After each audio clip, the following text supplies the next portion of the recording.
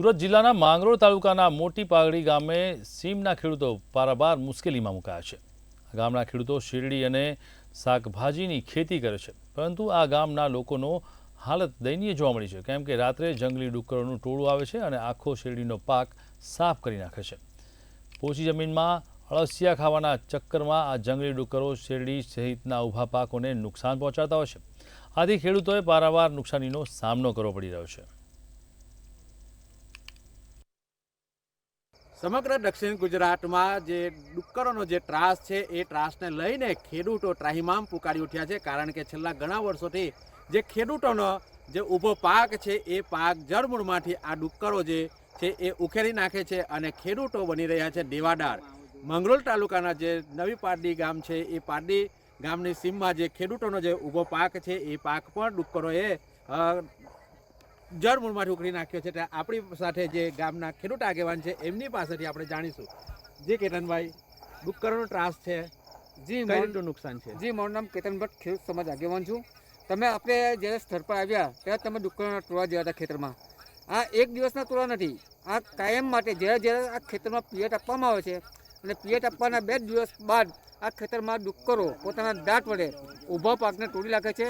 લાખો રૂપિયાના ખર્ચે અમે જ્યારે શેરડીનું વાવેતર કરતો હોય, ડુક્કરીઓ પાક હોય અને શરૂઆતના તબક્કાથી શેરડી મોટી થઈને કાપડી થાય ત્યાં સુધી તમારા બાણિયા પડે ત્યાં સુધી અમને ડુક્કરનો ત્રાસ દક્ષિણ ગુજરાતમાં સૌથી વધારે છે। સૌરાષ્ટ્રમાં જેમ રોજરા અને નીલગાયનો ત્રાસ છે એમ આ સૌથી વધારે ત્રાસ આ દક્ષિણ ગુજરાતમાં ડુક્કરનો છે। હાસોદ તાલુકાની જો વાત કરીએ તો અમને એવું સાંભળવા મળ્યું છે કે હાસોદ તાલુકામાં જે શેરડીનું વાવેતર થતું હતું એ ડુક્કરોના ત્રાસને કારણે 50%થી પણ વધુ વાવેતર હાલ આ સિઝનમાં રોપાયું નથી।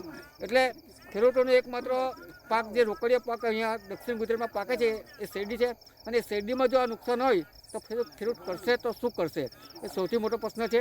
અને સરકારશ્રીએ જે ફેન્સિંગ યોજના કાઢી છે એ 100% સારી જ છે, પરંતુ ખેડૂતોની જે પરિસ્થિતિ છે એનું આકલન થાય તો મોટે ભાગના ખેડૂતો એવા છે કે જે લોકો દેવાદાર છે, દેવું ચૂકે કે ફેન્સિંગ માટેની યોજનામાં ફોર્મ ભરે અને ઓનલાઈન ફોર્મ ભરવાની પદ્ધતિ છે એના તો મોટે ભાગનો લાભ છે ને જે તે મરટિયા હોય કે જે શિક્ષિત લોકો હોય તે રીતે ગરીબ માણસ જે પેલો ઓનલાઈન સમજતો નહીં, જે લોકો મોબાઈલ વાપરતા નહીં, એ લોકો ઓનલાઈનનો લાભ કરી ન લે। એટલે સરકારશ્રીને અમારે કહેવું છે કે આ બાબતમાં અમે એવું નથી કે અમારે સહાય નથી જોઈતી, પણ આ બાબતમાં સંશોધન કરવામાં આવે કે ડુક્કરોને કેવી રીતના ખેતરથી દૂર કરી શકાય, એ સૌથી આમ વસ્તુ પાયાનો પ્રશ્ન છે। ઘણા બધા અમે યુટ્યુબ અને ફેસબુક પર જોઈએ છે કે અમુક કુસુમના ઝાડ વાવો, માણસના વાળ રોકો શેરા પર, આ બધી એ સ્કીમ છે, પણ એ બધી ટોટલી સ્કીમ પેપર પર છે। આ ખેતર પર તમે જોઈ શકો છો કે પારાવાર નુકસાન છે। પારાવાર નુકસાન છે, ડુક્કરોનો ત્રાસ દિવસે દિવસે વધી રહ્યો છે, ખેડૂતો દીવાદાર બની રહ્યા છે, કારણ કે ખેડૂતોનો જે પાક છે એ જળમૂળમાંથી ઉખડી નાખે છે। ત્યારે તમે દ્રશ્યમાં જોઈ શકો છો કે જે રીતે પોતાનો ખેડૂતોનો પાક બચાવવા માટે રાત્રે મસાલનો ઉપયોગ કરીને જે ડુક્કરો છે એ ડુક્કરોને ભગાવવા માટેના પ્રયત્ન કરી રહ્યા છે। મહેન્દ્રસિંહ માંગરોલા, મંતવ્ય ન્યૂઝ।